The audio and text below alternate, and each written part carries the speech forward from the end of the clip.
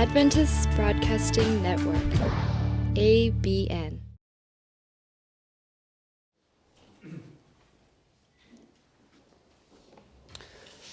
여러분 안녕하십니까? 네.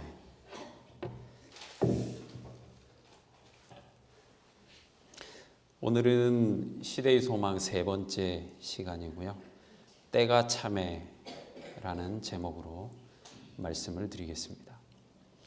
갈라디아 4장 4절로 5절의 말씀을 읽어드리겠습니다. 갈라디아 4장 4절로 5절의 말씀입니다.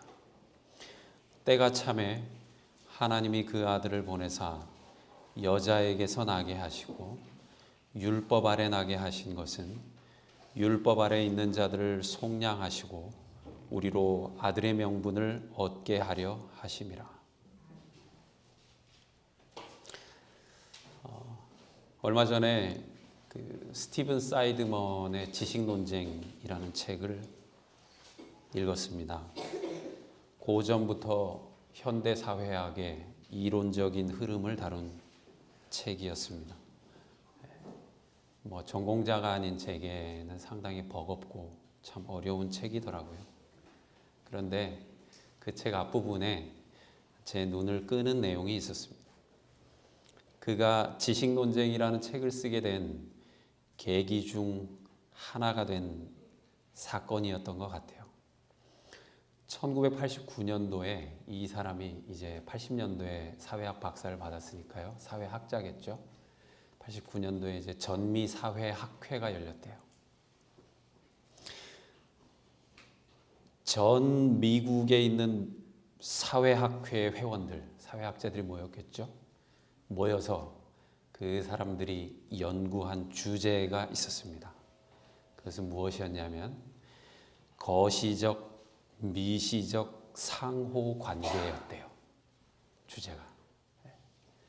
근데 이 스티븐 사이드먼이라는 사회학자가 이렇게 이야기를 합니다. 1989년도에 미국을 포함해서 많은 나라들이 에이즈 때문에 굉장히 사회적으로 고민할 때였다는 겁니다. 그런데 사회를 연구한다는 사회학자들이 학회에 모여서 한 것이 무엇이냐? 거시적, 미시적 상호관계였다는 것입니다. 참 인상적인 이야기였어요. 오늘 말씀의 제목은 때가 참에입니다. 전통적으로 재림교인들은 때에 관심을 많이 가지고 있었어요. 예언이라고 하는 것입니다. 그런데 우리가 관심을 갖고 있는 이 예언 혹은 때라고 하는 것이 잘못하면 1989년도에 전미사회학회가 했던 그 잘못을 우리 또한 범할 수 있지 않나 그런 생각을 하게 된 것이죠. 사회와는 전혀 관련이 없는 우리만의 이야기를 할 수 있다는 겁니다. 시대의 소망에 나오는 때가 참에라는 장은 저 개인적으로 참 의미가 있는 장이었습니다.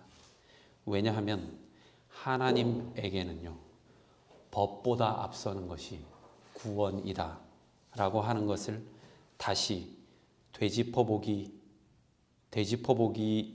되었기 때문입니다.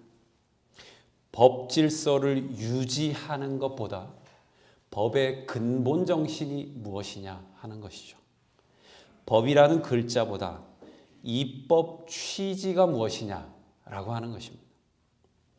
그래서요, 성경에 나오는 때라고 하는 말이 무엇과 관련 있는가라고 하는 고민을 해야 된다는 거죠. 시대의 소망의 말씀 한 구절을 읽어드리겠습니다. 때가 찼다. 여러 세기에 걸친 죄악으로 말미암아 더욱 깊이 쇠퇴한 인류는 죄 때문에 인류가 계속 퇴보하고 있다는 겁니다. 그렇다면 그 다음에 나와야 될 당연한 말은 무엇일까요? 죄 때문에 인류가 계속 쇠퇴해 왔어요. 때가 찼어요. 그 다음에 뭐가 있어야 됩니까? 예? 징벌이 있어야 됩니다. 심판이 있어야 돼요. 근데 제가 읽어드릴게요. 시대의 소망에. 때가 찼다. 여러 세기에 걸친 죄악으로 말미암아 더욱 깊이 쇠퇴한 인류는 구속주의 강림을 필요로 하였다. 그랬어요. 놀라운 반전이에요. 여러분 이게 말이 됩니까? 죄악의 잔이 찼으니까 심판이 시작되어야 되는데 그렇지가 않았어요. 갈라디아서는 그 반대로 때가 참에 구주가 왔다라고 주장하고 있습니다.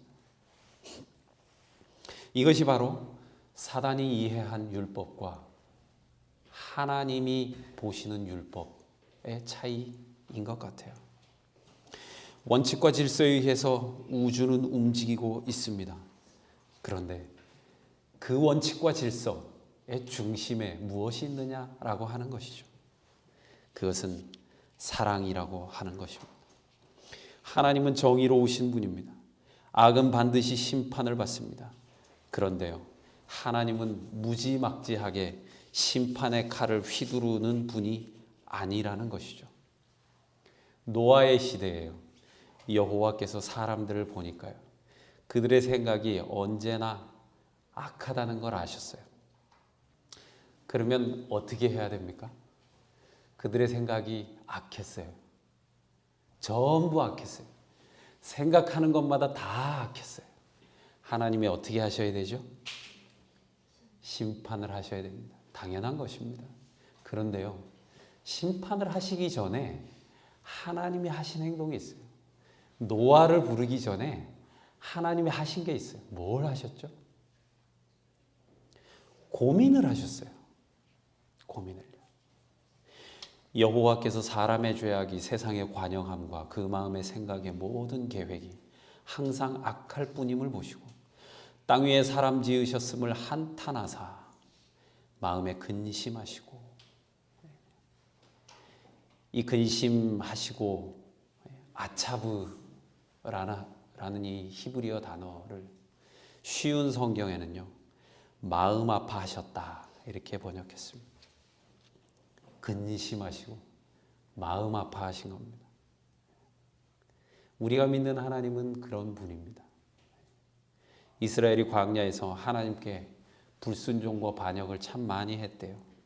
그런데요, 그것을 자세히 들여다보면 그것은 반역의 기록이 아니고 하나님의 근심의 기록입니다.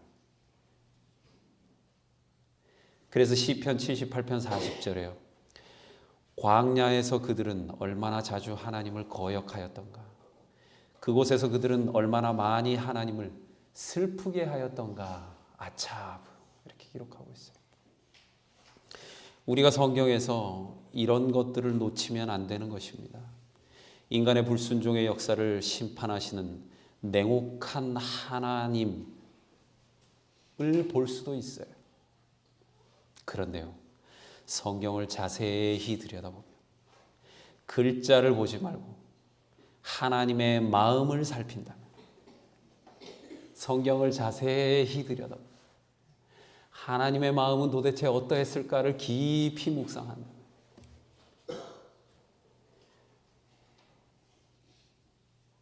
우리는 그분의 자비를 볼 수밖에 없는 것입니다. 이사야 63장 9절 10절에 그래서 이런 말씀이 있어요. 그들이 고통당할 때 여호와께서도 고통당하셨다. 여호와께서 천사들을 보내셔서 그들을 구하셨고 사랑과 은혜로 그들을 구하셨다. 오래전부터 그들을 들어 올리시고 안아주셨다. 그러나 그들은 여호와께 등을 돌리고 여호와의 거룩한 영을 슬프게 했다. 아차브입니다. 아차브. 슬퍼하는 하나님. 심판을 하기 전에 슬퍼하셨다는, 아차브 하셨다는. 우리는 때로 심판을 너무 쉽게 말하는 경향이 있습니다. 그거 심판받을 일입니다. 뱉어요 그냥. 하나님의 심판이 있을 겁니다.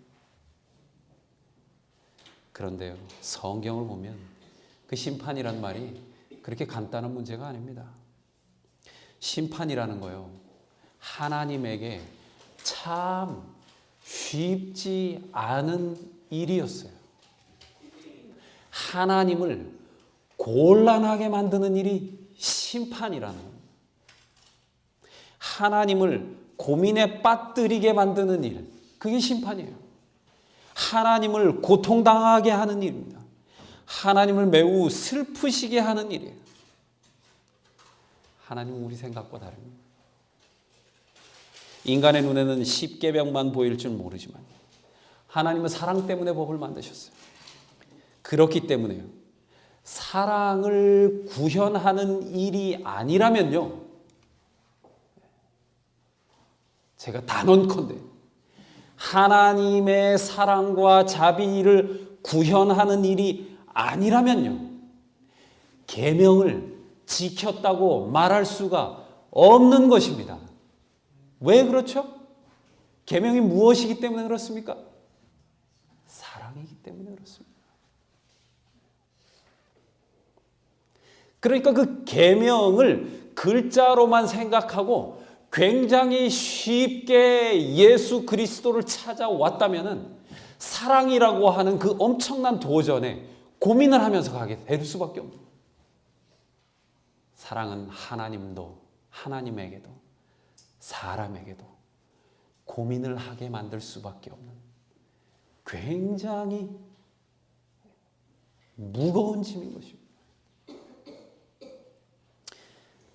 시대의 소망에 보면요, 사단은 하나님의 정부의 원칙상 용서는 불가능하다고 선언했었다 그랬어요. 사단이 이렇게 생각한 거예요. 아, 하나님이 죄 용서하시면 안 되지, 율법을 만드신 분인데, 이렇게 생각하신 거예요. 우주엔 죄가 존재하면 안 되니까. 그가 생각했던 것은 이 우주를 움직이는 것은 율법이라고만 생각했어요. 그리고 하나님에게는 그 율법만이 가장 중요할 것이라고 생각했어요. 율법의 그 글자 한 글자 한 글자가 중요할 거라고 생각했어요. 여러분, 우리가 사단되는 거 참 간단한 일이죠. 이렇게 생각하면 사단이 되는 거예요. 하나님 정부의 원칙상 용서는 불가능하다라고 선언하면 사단이 되는 겁니다. 그런데요, 시대의 소망 그 다음 구절에 이렇게 이야기를 해요. 그러나 하나님께서는 세상을 멸망시키는 대신에 세상을 구원하려고 그의 아들을 보내셨다. 각 시대를 통하여 매 시간마다 하나님의 사랑이 타락한 인류에게 행사되어 왔었다. 사람들의 완악함에도 불구하고 은혜의 표징들은 끊임없이 나타났다. 때가 찼을 때에 구원의 경륜이 성취될 때까지 결코 방해되거나 철회되지 않을 치료하는 은혜의 홍수를 세상에 부어주심으로 말미암아 하나님께서 영광을 받으셨다. 하나님 어떻게 영광을 받으신 거죠? 죄인에게 희망이 없어요. 사단이 선언했어요. 저건 용서를 못 받는다. 저거는 저 죄는. 그런데 하나님이 은혜의 홍수를 부어주심으로 영광을 받으셨다고 했어요. 하나님이 영광 받으시는 방법, 사랑을 통해서 영광을 받으시는 방법.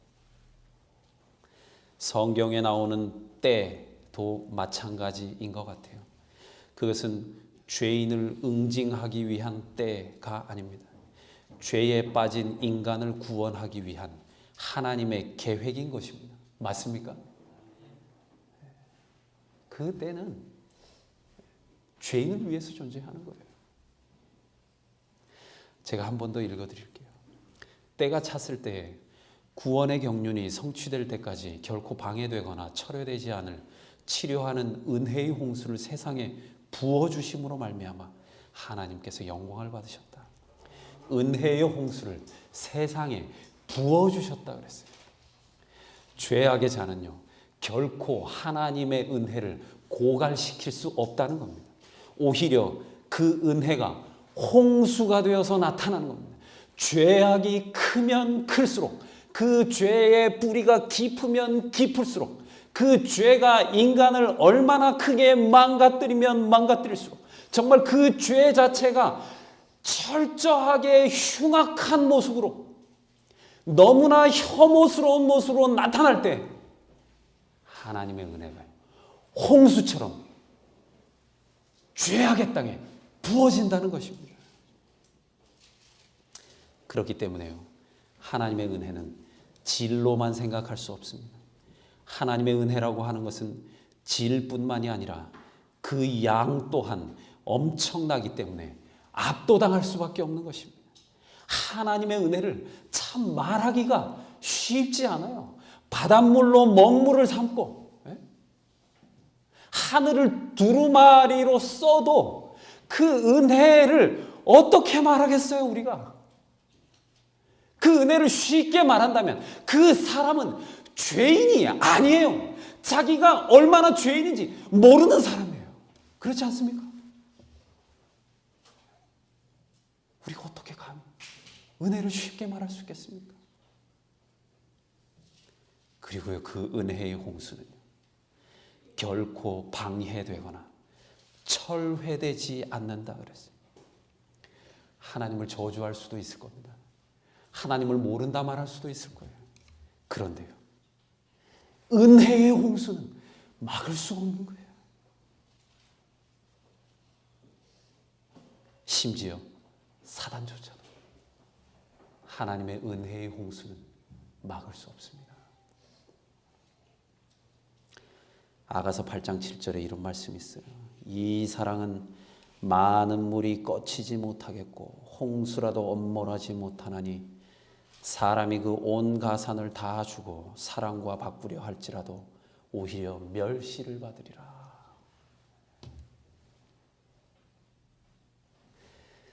그렇기 때문에요, 성경을 볼 때 예수의 눈으로 보아야 합니다. 나의 눈으로 보는 것이 아니고요, 예수의 눈으로. 그래서 저는 개인적으로 이 3장에서 참 좋았던 것은 뭐냐면 해석자 예수라는 말이에요. 참된 해석자께서 오셔야 하였다. 이 모든 표상들을 예표한 분께서 그것들의 의미를 설명하셔야 하였다. 하나님께서는 천연계를 통하여 표상과 상징을 통하여 부조들과 선지자들을 통하여 세상 사람들에게 말씀하셨다. 교훈은 사람의 말로 사람에게 전해져야 하였다. 언약의 사자께서 말씀하셔야 하였다. 그분의 음성이 그분 자신의 성전에서 들려야 하였다. 그러니까 여기서 들려야 하는 것은요, 인간 백근철의 말이 아니고 예수 그리스도의 말씀이 이 성전에서 들려야 한다는 것입니다. 그분의 해석이, 그분이 성경을, 토라를 어떻게 봤느냐라고 하는 것이 말해줘야 된다는 거죠. 여기 보면요, 전도자가 해야 될 필수적인 일이 있어요. 그것은 사람의 말로 사람에게라고 하는 것입니다. 이 시대 소망에 나오는 흥미로운 구절이에요. 사람의 말로 사람에게, 천사의 말로 인간에게가 아닙니다. 사람의 말로 사람에게. 우리 집단에서만 쓸 수 있는, 우리 교인들만 알 수 있는 그런 특수한 말로 사람들에게 말해서는 사람들이 알 수가 없다는 겁니다. 사람의 말로 해야 된다는 거예요. 우리가 참 특수한 말 많이 써요.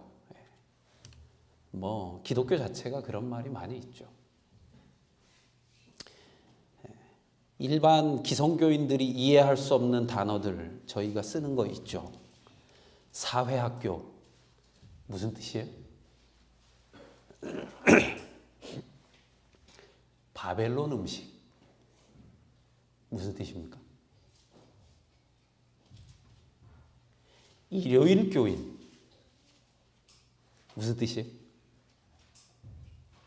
우리가요, 안식 교인이란 말을 듣기 싫으면 일요일 교인이란 말도 하면 안 돼요, 사실은.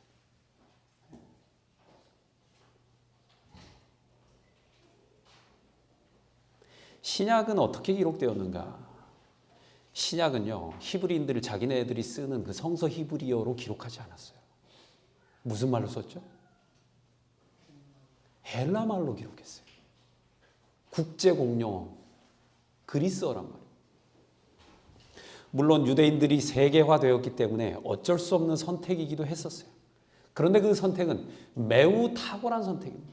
그래서 어떤 학자들은요, 이 신약 성경이 그리스 말로 기록되지 않았더라면 기독교는 세계 종교가 될 수 없었을 것이다 라고 주장하는 사람들도 있어요.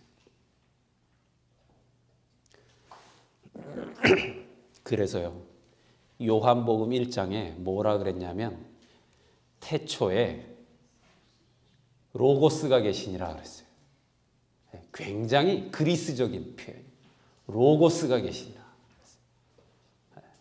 그러니까 이 그리스 사람들이 아주 익숙한 거예요. 철학한 사람들. 아 그래? 로고스가 있었어? 이렇게 되는 거예요. 이 말 요한복음 1장 1절을 중국어 성경은 이렇게 기록하고 있다 그래요. 태초 유도라고 번역하고 있다고 해요. 태초에 뭐가 있었다고요? 도가 있었대요. 태초에. 그래서 여기에 영향을 받아서 그랬는지는 모르지만 1882년도에 세냥에서 로스라고 하는 선교사가 최초로 우리말 성경을 번역할 때 태초에 도가 계시니라 그렇게 번역을 했대요. 도가 계시니라 하니까 갑자기 떠오르는 분들이 있죠. 그분들이 참 좋아할 것 같아요. 도를 아십니까? 하시는 분들이. 여러분 정말 전도하고 싶다면 우리가 정말 우리끼리 그냥 대충 모여서 사는 게 아니고 정말 하나님을 모르는 사람들에게 전도하고 싶다면 책을 읽어야만 됩니다. 창조과학만 공부하면 안 돼요. 도킨스, 히친스 이런 사람들 책을 읽어야 되는 거죠. 무신론 과학, 진화론 과학자들의 책을 읽어야 됩니다. 알아야 전도할 것 아니겠습니까?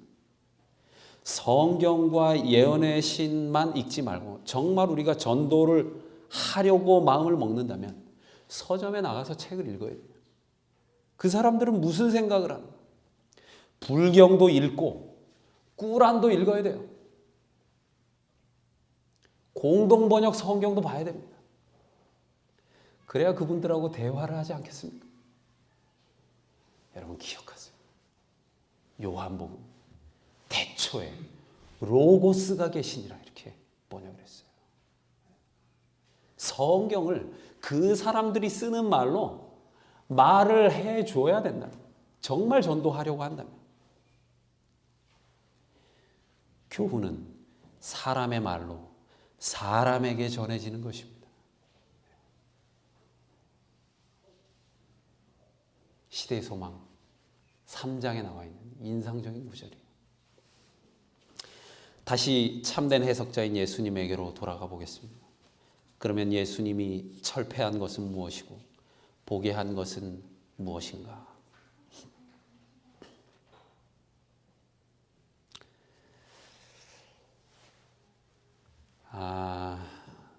설교 초청을 받아서 가면 강사가 기억해야 될 게 있대요. 조금 속된 말로 상도라는 게 있다고 합니다. 설교자의 세계는 뭐냐면 설교를 못하면 될까요? 안 될까요? 초청받아 갔는데 설교를 잘 해야 되겠죠. 근데 잘하되 누구보다 잘하면 안 돼요? 네, 그게 담임 목사님보다 잘하면 안 된다는 게 이제 설교자의 세계에서 속칭 상도라는 거죠. 왜 더 잘하면 안 돼요? 네.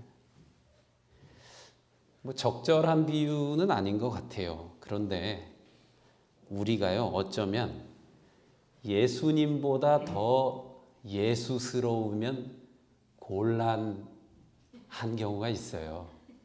예수님보다 더 예수님인 척하면 안 돼요, 사실은. 네? 내가 만약에 저 사람은 예수님보다 더 예수님 같다 이런 얘기 들으면 그 사람 좀 문제가 있는 사람이에요. 네. 아시겠습니까? 적당해야지. 예수님 닮는 것도 적당하게 해야지. 저 사람은 진짜 그때 성경에 나오는 예수님보다 더 예수님, 진짜 예수님 같다 저 사람. 이렇게 하면은 저희 교회 가끔 편지하시는 그 재림 예수님 심계숙 그분처럼 되는 거예요.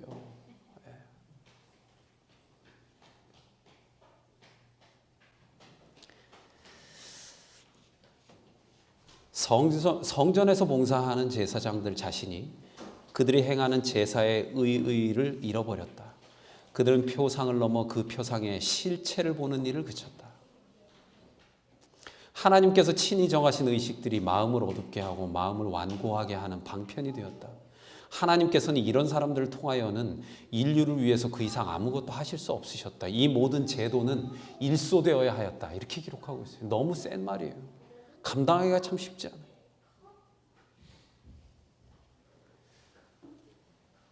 예수님은 그래서 형식적인 신앙 원하지 않았다는 겁니다. 그럼 일소하고 뭘 받냐 하면요. 하나님의 아들 예수께서 세상을 바라보실 때 고난과 불행을 목도하셨다. 그분은 사단의 잔인무도함에 희생이 되는 것을 사람이 사단의 잔인무도함에 희생이 되는 것을 민망히 보셨다. 그분은 타락되고 살상당하고 잃어버림 당하는 자들을 동정의 눈으로 보셨다.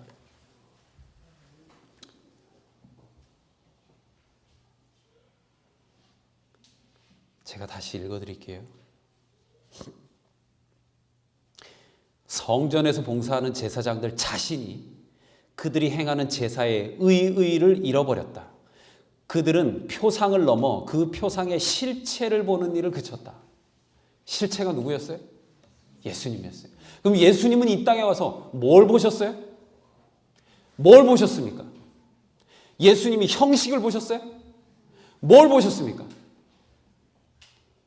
그분은 사람이 사단의 잔인무도함에 희생이 되는 것을 민망히 보셨다. 예수께서는 세상을 바라보실 때 사람들은 다 성전을 바라보고 있었어요. 근데 예수님은 성전보다 세상을 더 많이 봤어요. 그리고 그 세상 속에서 사탄에 의해서 망가져만 이 죄에 의해서 억압당하고 눌리고 정말 계속 망가지고 쇠퇴해가는 그 인간들의 불행을 보셨어요. 그분은 타락되고 살상당하고 잃어버림 당하는 자들을 동정의 눈으로 보셨다 그랬어요. 우리 어떻게 봐야 될까요? 성경 어떻게 해석해야 될까요? 예언의 신 어떻게 해석해야 될까요? 율법 어떻게 봐야 될까요? 예언 어떻게 해석해야 마땅할까요?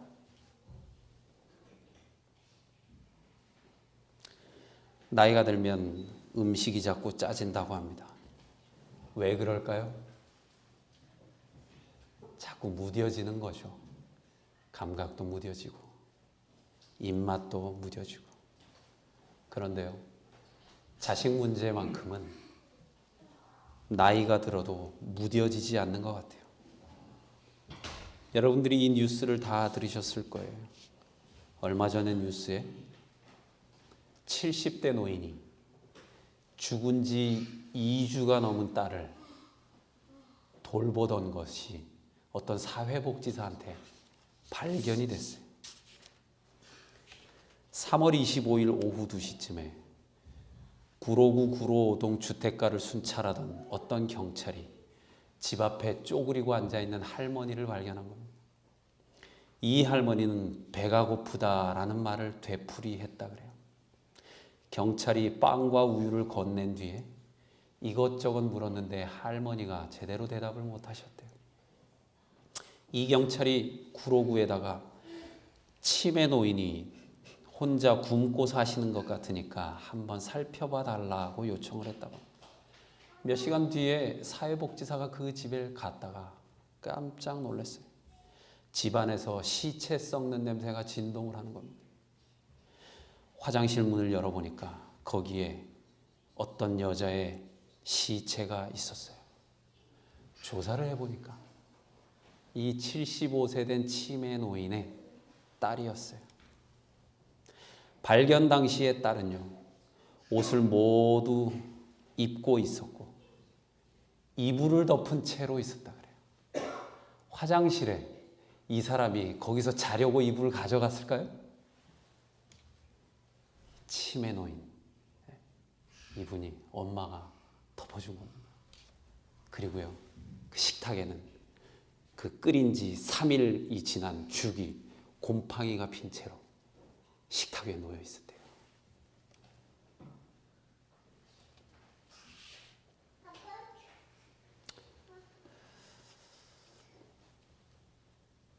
우리의 모든 감각기관이 무뎌질 겁니다.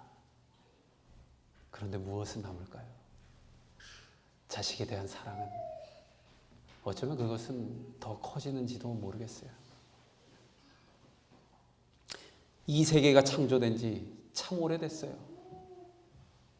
예수님 재림하신다고 한 지도 참 오래됐어요. 그런데 그 사랑이 시간이 지났으니까 하나님 사랑이 무디어졌을까요? 아닙니다. 그렇지 않아요. 하나님의 사랑은 더 크게, 더 깊이, 그리고 여전히 우리와 함께 하고 계시다는 겁니다. 때가 차매 라고 하는 그 말씀, 이 성경이 기록된 그 옛날의 말씀이야. 오늘도 때가 차면 여러분의 마음 속에서 하고 있는 그 간절한 기도가 하나님께서 보시기에 가장 좋은 방법으로 응답이 될 것을 확신합니다. 그리고요, 그것을 넘어서 때가 참에 하나님의 아들이 왔다 그랬어요. 오늘 이 땅에 하나님의 아들로서, 하나님을 믿는 하나님의 아들로서 우리가 이 땅에 온 이유는 무엇일까요?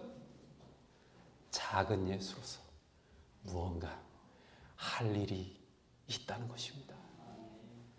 그것을 기억하는 한 주 되시길 바라면서 말씀을 줄이겠습니다. 하나님 아버지, 저희들을 사랑해 주시고 죽을 수밖에 없는 죄인들을 구원해 주시니 참으로 감사합니다. 저희들이 살아가면서 다함이 없는 하나님의 사랑과 은혜를 늘 생각하며 살아갈 수 있도록 도와주십시오.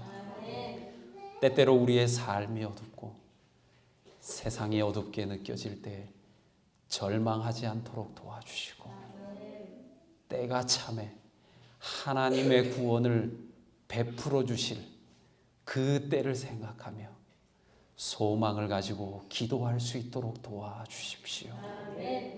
그리고 우리의 삶에서 조그마한 실천, 조그마한 섬김을 하는 저희 모든 성도들이 될 수 있도록 도와주시기를 예수 그리스도 이름으로 기도드립니다.